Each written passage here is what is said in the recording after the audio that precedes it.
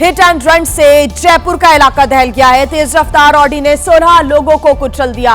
Accident में एक व्यक्ति की मौत की जानकारी है तो 15 लोग घायल बताए जा रहे हैं। कई फूड स्टॉल्स और ढाबे को भी इस कार ने टक्कर मारी है।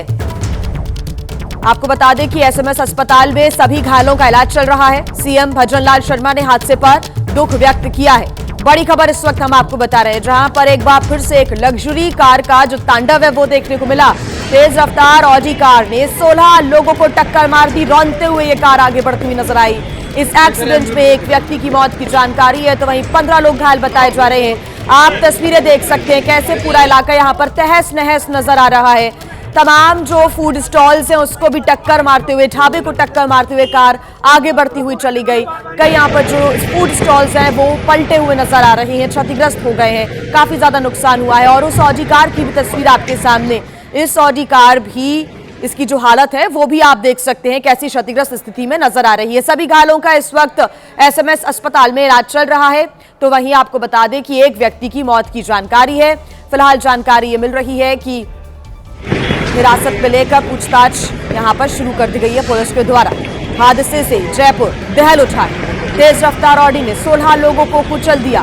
वहां पर साइड में खड़े हुए जो फूड स्टॉल्स हैं उसमें भी जोरदार टक्कर मार दी। हालांकि पूरे मामले की जांच पड़ताल यहां पर की जा रही है। तो वहीं सीएम भजनलाल शर्मा ने हादसे पर दुख व्यक्त किया है। पुलिस पूरे मामले की जांच पड़ताल और कार्रवाई कर रही है। लोगों से अपील की जाती है कि तेज रफ्तार के साथ गाड़ियों को ना चलाया जाए, क्योंकि जब लग्जरी ब्रांड की गाड़ियां तेज रफ्तार फर्राटा भरती हुई नजर आती हैं तो कई बार वो अनियंत्रित हो जाती हैं और एक अच्छा ड्राइवर उसे कंट्रोल नहीं कर पाता और इस प्रकार के हादसे पेश होते हैं। वंदे मातरम सर्कल से खरवास सर्कल की तरफ एक ओवर स्पीड ऑडी आई और यहाँ पर जो ठेले खड़े थे उनको टक्कर मारी। एक कैजुअल्टी हुई है और टोटल अभी तक 12 इंजर्ड है। और अभी तक जो हमारे पास सूचना है कोई भी क्रिटिकल नहीं है, सब आउट ऑफ डेंजर है। गाड़ी में 4 लोग थे, एक को भी हमने डिटेन किया है, बाकी 3 नामजद हो गए हैं, चिन्हित हो गए हैं, जल्दी उन्हें ले आएंगे। ये एक दुखद घटना हुई है, अभी एक को डिटेन कर लिया है। उनसे पूछताछ के बाद पता लगेगा ये लोग कौन थे, क्या करते हैं, ये पूरा जानकारी पता। इस तरह के हादसे हो इनके लिए भी हम विशेष रूप से अब जांच करके और इनके लिए भी प्रबंध करेंगे। इस वक्त हम घटना स्थल पर मौजूद हैं और आपको सिलसिलेवार तरीके से बताते हैं कि आखिरकार हुआ क्या। शहर की पत्रकार कॉलोनी का ये खरवास सर्किल है और सामने की तरफ से जहां से गाड़ियां आती हुई दिखाई दे रही हैं, तेज रफ्तार ऑडी कार यहां पर आती है। और ये जो सर्किल देख रहे हैं, चौराहा देख रहे हैं, इसकी जो किनारे की दीवारें हैं सबसे पहले उससे टकराती है। आप देख सकते हैं कि दीवारों का जो थोड़ा सा हिस्सा है, ईंटें हैं, वो गिर गई हैं और वहां टकराने के बाद जो ऑडी कार है वो और ज्यादा जो है बेकाबू हो जाती है। तेज रफ्तार से इस तरफ यानी मेन सड़क पर जाने की कोशिश करती है, लेकिन चूंकि जो ड्राइवर रहता है, कार में बैठे 4 लोग रहते हैं, वो सारे शराब के नशे में रहते हैं। ऐसे में ये जो कार मेन रोड के बजाय सर्विस लेन पर आ जाती है। सर्विस लेन पर किनारे की तरफ कई फूड स्टॉल लगे हुए थे, शू स्टॉल लगे हुए थे, ढाबे भी थे और सारे लोगों को टक्कर मारते हुए तकरीबन 100 मीटर आगे तक चली जाती है। टक्कर इतनी जबरदस्त रहती है, कार की स्पीड इतनी जबरदस्त रहती है कि आप देख सकते हैं कि जो खाने पीने के सामानों के स्टॉल लगे हुए थे उनका क्या हाल हुआ है ये आप देख सकते हैं कि ये जो पूरा एक वैन थी, वैन 2-3 टुकड़े में हो गई है। ये पूरे लोहे के जो एंगल हैं अलग अलग बिखर गए हैं। इन पर जो सामान रखा हुआ था वो किस तरीके से सर्विस लेन से लेकर जो सामने की मेन सड़क है वहां तक बिखरे हुए पड़े हैं। बात करेंगे ईरान की, जहां पर भीषण प्रदर्शन लगातार जारी है। ईरान के कई शहरों में हिंसक प्रदर्शन देखने को मिला। स्टारलिंक और जीपीएस सिग्नल भी यहां पर जाम हो गए। तेहरान की सड़कों पर हिंसा और आगजनी की तस्वीरें लगातार सामने आ रही हैं। तेहरान में मस्जिद में आग लगा दी गई है।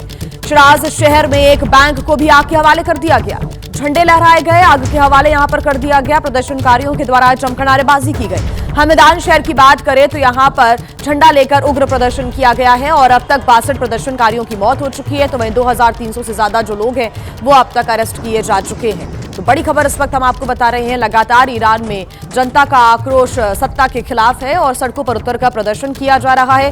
13वां दिन हो गया है और लगातार पिछले 13 दिन से ईरान इस वक्त आक्रोश की आग में जल रहा है। ईरान में 13वें दिन भी हिंसा और प्रदर्शन खामेनेई के खिलाफ हो रहा है। उग्र प्रदर्शन अब ये होता जा रहा है। जो विरोध प्रदर्शन शुरू हुआ वो अब और भी ज्यादा उग्र होता हुआ नजर आ रहा है। ईरान के बड़े शहरों में ये आंदोलन फैल चुका है। ईरान में इंटरनेट और मोबाइल सेवाएं भी बंद हैं। रेजा पहलवी के पोस्टर्स हाथों में लेकर लोग नारेबाजी कर रहे हैं। खामेनेई के खिलाफ नारेबाजी हो रही है तो वहीं रेजा पहलवी के समर्थन में पोस्टर्स लेकर लोग नारेबाजी करते हुए नजर आ रहे हैं। यहां पर जो काउंटडाउन है वो कहीं ना कहीं शुरू हो चुका है खामेनेई को सत्ता से हटाने का। अलग अलग तस्वीरें आपके सामने हैं। हिंसक प्रदर्शन ईरान में लगातार जारी है। कई स्थानों पर आगजनी हो रही है। सुरक्षा कर्मियों से भी झड़प यहां पर प्रदर्शनकारियों की हो गई। रेजा पहलवी का समर्थन करते हुए लोग नजर आ रहे हैं। आंसू गैस का इस्तेमाल किया गया, शॉटगन का इस्तेमाल किया गया और भीड़ को खदेड़ने की कोशिश की गई। हाथों में झंडे लेकर, बैनर पोस्टर्स लेकर लगातार लोग प्रदर्शन कर रहे हैं और कई स्थानों पर आगजनी की गई है। मस्जिद में आगजनी की गई तो वहीं एक बैंक को भी आग के हवाले कर दिया गया। इस्लामिक स्टेट का विरोध हो रहा है। खामेनेई के खिलाफ नारेबाजी हो रही है। ईरान में लगातार बढ़ती महंगाई और मुद्रा संकट गहराता जा रहा है। डॉलर के मुकाबले रियाल बेहद ही निचले स्तर पर पहुंच चुका है, जिसकी वजह से लोग लगातार आक्रोशित हैं। लोगों का लगातार कहना था कि जल्द से जल्द स्थिति को सुधारा जाए, लेकिन जब खामेनेई सरकार, जब खुद पेजेश्कियान ये आकर कहते हैं कि फिलहाल इस मामले को लेकर वो कुछ नहीं कर सकते, तो उसके बाद लोगों का गुस्सा भड़का।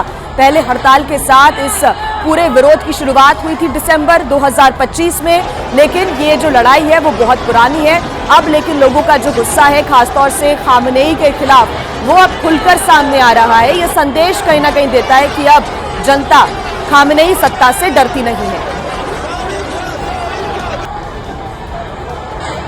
ईरान में लगातार प्रदर्शन की जो आग है वो देखने को मिल रही है। अलग अलग तस्वीरें भी लगातार सामने आ रही हैं। तेहरान की बात करें या फिर दूसरे प्रांतों की बात, लगभग हर प्रांत का इस वक्त यही हाल है। एक प्रांत से शुरू हुआ विरोध इस वक्त ईरान के हर प्रांत में देखने को मिल रहा है। चाहे जेंजी हो, बुजुर्ग हो, हर वर्ग के लोग सड़कों पर उतरकर लगातार प्रदर्शन कर रहे हैं और ईरान के कई शहरों में हिंसक प्रदर्शन हो रहा है। हालांकि ये पेजेश्कियान जो कि राष्ट्रपति है, उनका कहना है कि जल्द से जल्द हालातों पर काबू किया जाएगा, अपील की जा रही है, लेकिन उसका असर देखने को नहीं मिल रहा है। ईरान के दूसरे सबसे बड़े शहर मशहद की बात करें तो लगातार यहां पर भी लोग आक्रोशित हैं, सड़कों पर हैं, प्रदर्शन कर रहे हैं। शहर के वकीलाबाद बुलेवार्ड पर भी बड़ी संख्या में प्रदर्शनकारी जुटे। शहर का ज्यादातर हिस्सा प्रदर्शनकारियों के इस वक्त नियंत्रण में ही नजर आ रहा है।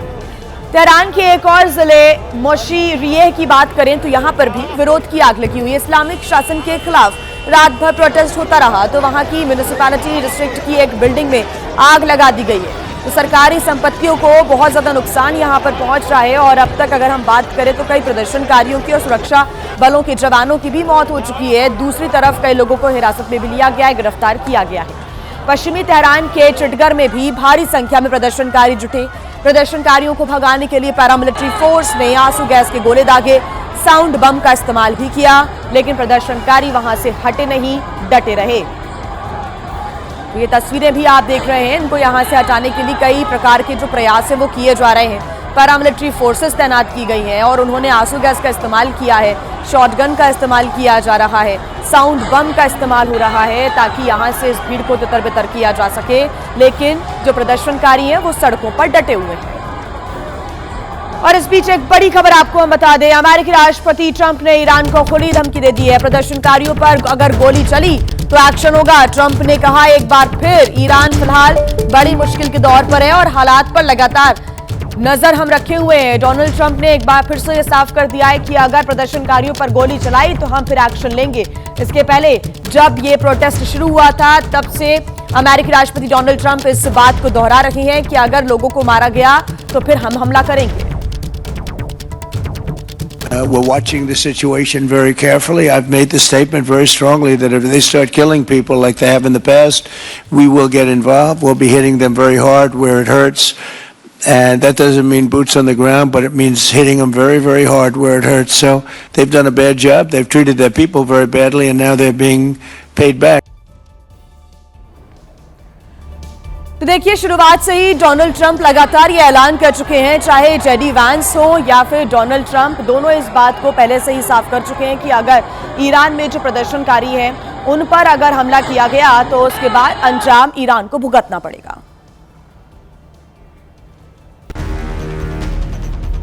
ट्रंप ने यह संदेश ईरान की जनता को बाकायदा फारसी में दिया है। ट्रंप ने लिखा है कि आजादी से बड़ा कुछ नहीं, आप बहादुर लोग हैं, आपका देश कभी महान था, जो हुआ वो दुखद है, स्वतंत्रता सबसे अनमोल है।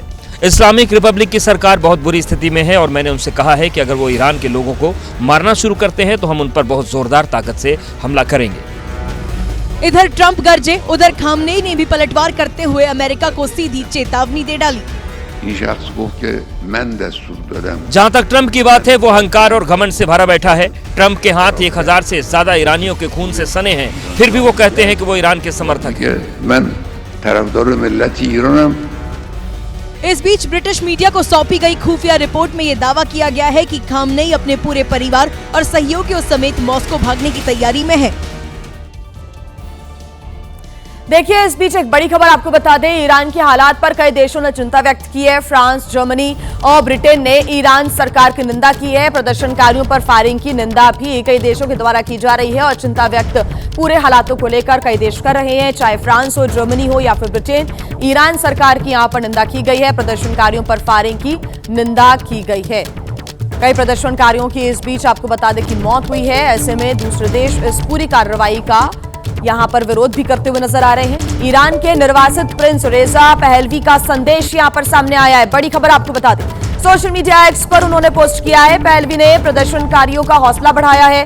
विदेश में रह रहे ईरानियों से समर्थन की भी अपील पहलवी करते हुए नजर आए हैं सोशल मीडिया के जरिए और एक्स पर उन्होंने ये पोस्ट साझा किया है। इसके पहले भी उन्होंने कहा था कि आप सभी एकजुट रहें, एक साथ रहें और पीछे नहीं हटना है, इस लड़ाई को लड़ना है। ये पहले भी रजा पहलवी कहते हुए दिखे थे और अब सोशल मीडिया पर उन्होंने यहां पर प्रदर्शनकारियों का हौसला एक बार फिर से बढ़ाया है।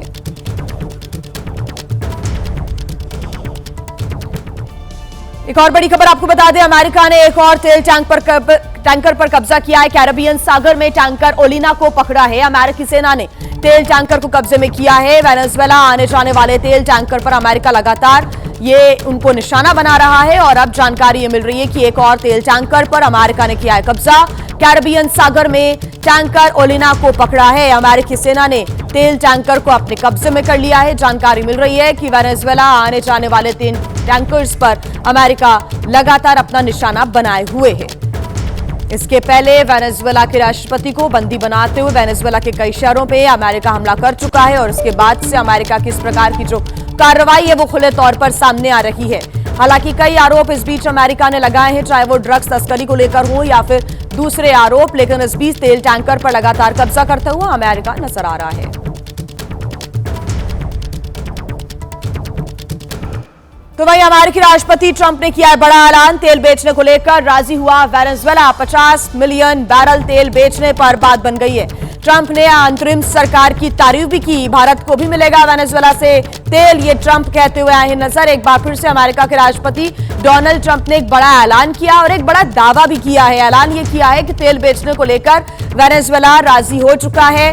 पूरी दुनिया में सबसे ज्यादा तेल भंडार इस वक्त वेनेजुएला के पास है। ऐसे में 50 मिलियन बैरल तेल बेचने पर बात अमेरिका और वेनेजुएला के बीच में बनती हुई नजर आ रही है और ट्रंप ने अंतरिम सरकार की तारीफ भी की इस फैसले के बाद। Venezuela has also agreed that the United States will immediately begin refining and selling up to 50 million barrels of Venezuelan crude oil. We're going to discuss how these great American companies can help rapidly rebuild Venezuela's dilapidated oil industry and bring millions of barrels of oil production to benefit the United States, the people of Venezuela, and the entire world. Highway पर तेज रफ्तार में गाड़ी चलाने वालों को सावधान करने वाला एक वीडियो सामने आया है, जिसमें एक बोलेरो कई बार पलटी हुई नजर आ रही है, पलटी खाती हुई दिखाई दे रही है इस वीडियो में और ये वीडियो कानपुर देहात का नजर आ रहा है। बोलेरो पलटी खाकर उल्टी दिशा में घूम गई। काफी दूर तक घसीटते हुए पलटी खाकर रुक गए। चारों पहिए ऊपर हो गए और बोलेरो सवार नीचे दब गए। गाड़ी पलटने के बाद तुरंत मदद के लिए कोई नहीं आया। तभी एक कार आकर रुकती है और एक व्यक्ति मदद के लिए दौड़कर जाता है। लेकिन उससे पहले बोलेरो के पिछले हिस्से में बैठे लोग बाहर आ गए। यह हादसा अकबरपुर कोतवाली क्षेत्र के कृपालपुर के पास हुआ। रफ्तार तेज होने की वजह से ड्राइवर कंट्रोल नहीं कर पाया और गाड़ी अनियंत्रित होकर पलट गई। गाड़ी में 4 लोग सवार थे, जिसमें से 2 तुरंत निकल गए और बाकी को स्थानीय लोगों की मदद से बाहर निकाला गया। इस हादसे में किसी की मौत नहीं हुई है, लेकिन सीसीटीवी में कैद ये वीडियो गाड़ी चलाने वालों को सावधान कर गया। बड़ी खबर आपको बता दें कि जीएमयू में धर्मांतरण मामले में भारी बवाल हुआ है। वीसी ऑफिस के बाहर 10 मिनट खड़ी रही अपर्णा यादव। इंतजार के बाद भी वीसी ने मुलाकात नहीं की। आरोपी को बचाने की कोशिश की जा रही है। अपर्णा यादव ने ये आरोप लगाए हैं। वीसी ऑफिस में हिंदू संगठनों का लगातार जो हंगामा है वो भी देखने को मिला है। आरोपियों के खिलाफ एफआईआर होगी, वीसी की तरफ से कहा गया है। तो वहीं पुलिस ने डॉक्टर रमीज को गिरफ्तार कर लिया है। अपर्णा यादव ने सीएम योगी से भी मुलाकात की। तो बड़ी खबर इस वक्त हम आपको बता रहे हैं, इंतजार के बाद भी वीसी ने मुलाकात नहीं की है और साथ ही यहां पर अपर्णा यादव ने कई गंभीर आरोप लगाए हैं। कहा है कि आरोपी को बचाने की यहां पर कोशिश की जा रही है। वीसी ऑफिस में घुसे हिंदू संगठनों का हंगामा देखने को मिला। आरोपियों के खिलाफ एफआईआर होगी। वीसी की तरफ से ये जानकारी दी गई है कि जिन्होंने भी यह हंगामा किया है, जिन्होंने भी उपद्रव करने की कोशिश की है, उनके खिलाफ यहां एफआईआर दर्ज करवाई जाएगी।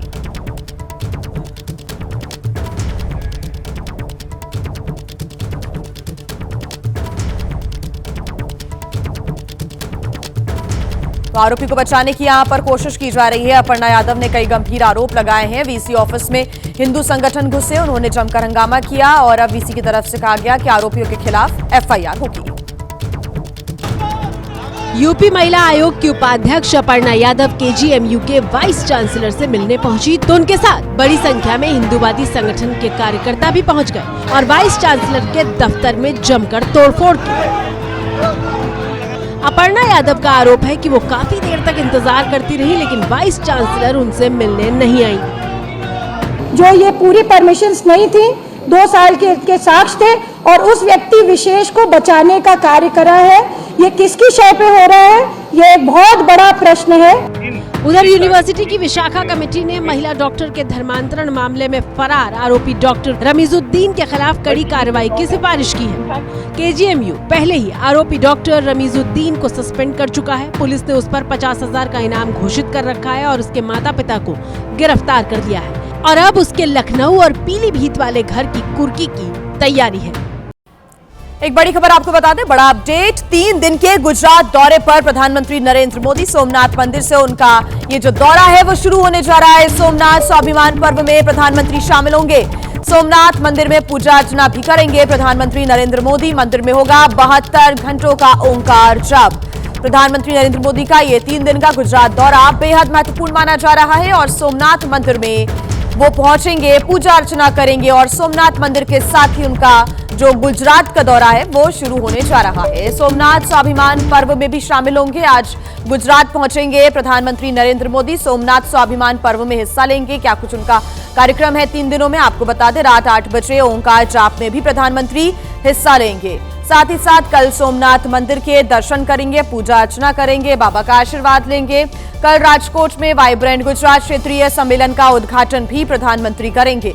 12 जनवरी की बात करें तो अहमदाबाद पहुंचेंगे। जर्मन चांसलर से उनकी अहम मुलाकात होने जा रही है। तो 3 दिनों का यह विशेष दौरा गुजरात का प्रधानमंत्री नरेंद्र मोदी का, जो कि सोमनाथ मंदिर में दर्शन पूजन के साथ शुरू होगा। एक और बड़ी खबर आपको हम बता दें, नीतीश कुमार को भारत रत्न देने की मांग की जा रही है। जेडीयू नेता केसी त्यागी ने प्रधानमंत्री नरेंद्र मोदी को चिट्ठी लिखी है। नीतीश कुमार को भारत रत्न दिया जाए, केसी त्यागी की तरफ से यह मांग की गई है। तो बड़ी खबर इस वक्त हम आपको बता दें, नीतीश कुमार को भारत रत्न देने की मांग उठ रही है। जेडीयू नेता हैं केसी त्यागी, जिन्होंने प्रधानमंत्री नरेंद्र मोदी को चिट्ठी लिखी। हालांकि इसके बाद क्या कुछ राजनीतिक प्रतिक्रियाएं सामने आती हैं, इस पर नजर रहेगी। फिलहाल बिहार के मुख्यमंत्री नीतीश कुमार, जिन्हें भारत रत्न देने की मांग की जा रही है, उनकी ही पार्टी के नेता केसी त्यागी ने प्रधानमंत्री नरेंद्र मोदी को चिट्ठी लिखी है और ये मांग की है कि नीतीश कुमार को भारत रत्न दिया जाए।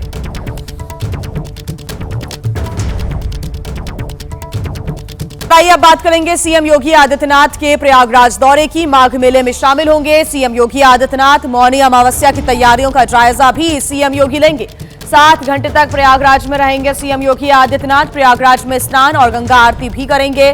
साथ ही साथ सतुआ बाबा के शिविर में भी पहुंचेंगे सीएम योगी आदित्यनाथ। ये बड़ी जानकारी मिल रही है। इस वक्त माघ मेला चल रहा है प्रयागराज में। दूर दूर से श्रद्धालु यहां पर स्नान करने के लिए, आस्था की डुबकी लगाने के लिए संगम में आ रहे हैं। और इस बीच माघ मेले में खुद शामिल होने के लिए सीएम योगी आदित्यनाथ भी पहुंचेंगे और मौनी अमावस्या की तैयारियों का जायजा लेंगे। मौनी अमावस्या पर लाखों की संख्या में श्रद्धालु प्रयागराज पहुंचेंगे, तो यहां पर जो इंतजाम है वो भी तगड़े नजर आ रहे हैं। और एक बड़ी खबर उत्तराखंड से आपको बता दें, जहां पर अंकिता भंडारी मर्डर केस में सीबीआई जांच की सिफारिश की गई है। सीएम पुष्कर सिंह धामी ने सीबीआई जांच की सिफारिश की है। किसी दोषी को बख्शा नहीं जाएगा, पुष्कर सिंह धामी ने कहा है। लगातार अंकिता को न्याय दिलाने के लिए जो लोग हैं वो सड़कों पर उतरकर सीबीआई जांच की मांग कर रहे हैं और अंकिता को न्याय दिलाने के लिए लगातार लोगों में गुस्सा भी था। रैली भी यहां पर निकाली गई और अब खुद सीएम पुष्कर सिंह धामी ने सीबीआई जांच की सिफारिश कर दी है। किसी दोषी को बख्शा नहीं जाएगा, यह पुष्कर सिंह धामी ने कहा है। हालांकि अंकिता भंडारी के परिजनों की तरफ से भी कई गंभीर आरोप लगाए गए हैं और न्याय की उम्मीद उनके परिजनों को है।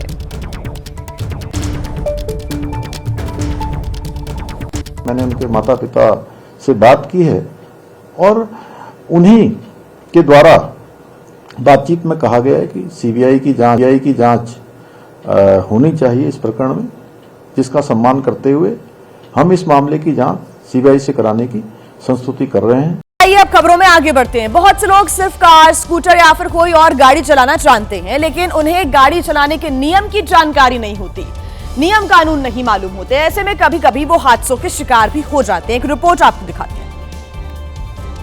मध्य प्रदेश के खंडवा से आए इस वीडियो को ही देख लीजिए। एक युवक डिवाइडर के बीच से स्कूटी लेकर निकलने की कोशिश कर रहा था, तभी तेज रफ्तार बाइक आई और टक्कर मार दी। अगले हिस्से में टक्कर लगने से स्कूटी दूर तक उछल गई और उस पर सवार व्यक्ति अपनी जगह पर खड़ा रह गया। उस वक्त ऐसा लगा मानो कोई फिल्म की शूटिंग चल रही हो। इस वीडियो को ध्यान से देखेंगे तो पता चलेगा कि गलती कहां हुई। स्कूटी सवार जब डिवाइडर के बीच से निकलने की कोशिश कर रहा था तो उसकी नजर तेज रफ्तार आती हुई बाइक पर पड़ी, लेकिन उसने अपनी स्कूटी रोकी नहीं। एक हाथ उठाकर इशारा करते हुए आगे बढ़ रहा था। असमंजस की स्थिति में जैसे ही आगे बढ़ा, इतनी देर में बाइक ने टक्कर मार दी। अगर स्कूटी सवार बाइक के जाने के बाद रास्ता पार किया होता तो ये नौबत ही नहीं आती और उसकी स्कूटी भी बच जाती, लेकिन इस हादसे में वो पूरी तरह से डैमेज हो गई। हालांकि बाइक सवार को भी चोट लगी है, लेकिन वो बच गया। तो वहीं छत्तीसगढ़ के राजनांदगांव जिले के एक डेंटल कॉलेज में उस वक्त हड़कंप मच गया जब छात्रों को मेस में मरा हुआ मेंढक दिखाई दिया, जिसके बाद छात्रों ने मामले की शिकायत खाद्य विभाग से कर दी है। छात्रों ने जैसे ही थाली में सब्जी निकाली, वैसे ही उसमें मरा हुआ मेंढक दिखाई दिया। घटना उस वक्त हुई जब छात्र डिनर करने के लिए मेस पहुंचे थे। फिर क्या था? छात्रों ने मामले की शिकायत पहले मेस इंचार्ज से की, फिर खाद्य विभाग से। खाद्य विभाग की टीम ने जैसे ही हॉस्टल के रसोई घर में छापा मारा तो वहां पर गंदगी का अंबार लगा हुआ था। टीम को मौके से कई खाद्य पैकेट एक्सपायरी डेट के मिले, जिन्हें छात्रों को परोसे जाने की तैयारी थी। पके हुए चावल में इल्ली और छाछ में कीड़े तक दिखाई दिए। छात्रों को एक्सपायरी डेट के बेसन से बने पकौड़े खिलाए जा रहे थे। खाद्य विभाग ने मामले को गंभीरता से लेते हुए आगे की कार्रवाई शुरू की। घटना के बाद कॉलेज प्रशासन की भूमिका पर भी सवाल उठ रहे हैं। उत्तर प्रदेश के कानपुर में पुलिस ने एक ऐसे शातिर लुटेरे का भरे बाजार में जुलूस निकाला जिसने एक महिला कांस्टेबल का पर्स छीनने की गुस्ताखी की थी। आरोपी लंगड़ा लंगड़ा कर चल रहा था, जिससे पता लगता है कि पुलिस ने इसकी खातिरदारी बहुत अच्छी तरह से की थी। एनकाउंटर के डर से आरोपी बार बार कान पकड़कर माफी मांगता नजर आया। अब दोबारा गलती, कान पकड़ दोनों हाथ से अपने, कान पकड़ दोनों हाथ से, कान पकड़े रहो आराम से। कान पकड़ो नहीं, बाल के छुड़ा दे। अब नहीं दिखाई पड़ेगा ना, भाग जाएगा, छोड़ देगा कानपुर, कहाँ भागेगा? मुंबई। इस शातिर बदमाश ने 28 दिसंबर की सुबह ड्यूटी खत्म कर घर लौट रही महिला कांस्टेबल से उसका पर्स छीन लिया था। पर्स में 10,000 रुपए, ब्लूटूथ डिवाइस और अन्य जरूरी दस्तावेज रखे हुए थे। देखिए, नेताओं और अफसरों का जो गठजोड़ होता है वो बहुत पुराना है। दोनों का एक दूसरे के बिना काम नहीं होता। कुछ ऐसा ही हुआ है उत्तर प्रदेश के मुरादाबाद में, जहां पर एक तहसीलदार की डंपर चालकों पर कार्रवाई इलाके में चर्चा का विषय बन गई है। क्योंकि ठाकुर द्वारा के तहसीलदार प्रवीण कुमार बीजेपी नेता की स्कॉर्पियो में बैठकर डंपर मालिकों का चालान कर रहे थे। बीजेपी कार्यकर्ता इकराम चौधरी के स्कॉर्पियो में बैठकर सरकारी ड्यूटी को अंजाम दे रहे थे। तहसीलदार से जब वीडियो बनाने वाले ने पूछा कि बड़े दिनों बाद दिखाई दिए तो वो बगले झांकने लगे। आज चेक चल रहा है क्या? हमारा रोज चलता है। नहीं, आज काफी दिन में दिखाई दिया आप। तहसीलदार ने भी पूरी ठसक दिखाते हुए 2 डंपरों का चालान कर दिया। लेकिन अब लोग पूछ रहे हैं कि राजनीतिक दल की गाड़ी में बैठकर गाड़ियों का चालान काटना तहसीलदार के लिए किस हद तक सही है। फिलहाल तहसीलदार और बीजेपी नेता की यारी ने जिला प्रशासन की किरकिरी जरूर करा दी है। तो वहीं बिहार के हाजीपुर से हैरान करने वाली एक खबर सामने आई है। यहाँ पर एक शादीशुदा पत्नी ने अपने 3 बच्चों को छोड़कर प्रेमी से शादी कर ली। इससे भी ज्यादा हैरान करने वाली बात तो यह है कि ये शादी महिला के पति ने खुद उसके प्रेमी से करवाई। महिला का पिछले 5 साल से अपने फुफेरे भाई से प्रेम प्रसंग चल रहा था। दोनों की मुलाकात इंस्टाग्राम के जरिए हुई थी और यही वजह थी कि रानी कुमारी नाम की ये महिला कई बार अपने पति और बच्चों को छोड़कर जा चुकी थी। रिलेशन में भाई, अच्छा, इसी से प्यार हो गया तो हमको बोली कि हम आपके साथ नहीं रहेंगे, हम उसके साथ रहेंगे। अब इन सब बातों से तंग आकर कुंदन ने रानी की शादी गोविंद से करा दी। फिलहाल प्रेमी को भरोसा है कि वो उसे छोड़कर कभी दोबारा अपने पति के पास नहीं जाएगी। दोनों की शादी पूरे इलाके में चर्चा का विषय बनी हुई है। बात करेंगे दिल्ली की, जहां पर इग्नू रोड पर मेट्रो के लिए हुई खुदाई से ट्रक चालक और खलासी की जान पर बनाई। दरअसल खुदाई से सड़क धंस गई और पूरा का पूरा ट्रक सड़क धंसने से बने गड्ढे में ही समा गया। गड्ढा इतना बड़ा था कि ट्रक का कुछ ही हिस्सा बाहर दिखाई दिया। वहीं ट्रक चला रहे सरफराज और उनका साथी किसी तरह शीशा तोड़कर बाहर निकले। अगर थोड़ा आगे होता घर भी जाता पूरा। तो ये भाई बहुत गलत हो रहा है, ना तो ये लोग इन्फॉर्म कर रहे। बताया जा रहा है कि सड़क मेट्रो लाइन की खुदाई की वजह से खोखली हो गई और ट्रक के गुजरने पर धंस गई। वहीं इस हादसे ने स्थानीय लोगों की चिंता बढ़ा दी, क्योंकि उन्हें डर है कि कहीं उनका घर भी न धंस जाए। हरिद्वार में हर की पैड़ी पर गैर हिंदुओं की पहचान को लेकर तीर्थ पुरोहितों ने चेकिंग अभियान अब शुरू कर दिया है। ये सारी कोशिश 2027 के अर्धकुंभ को लेकर हो रही है। गंगा घाट के आसपास दुकानों और ठेलों पर सामान बेचने वालों के आधार कार्ड चेक किए जा रहे हैं।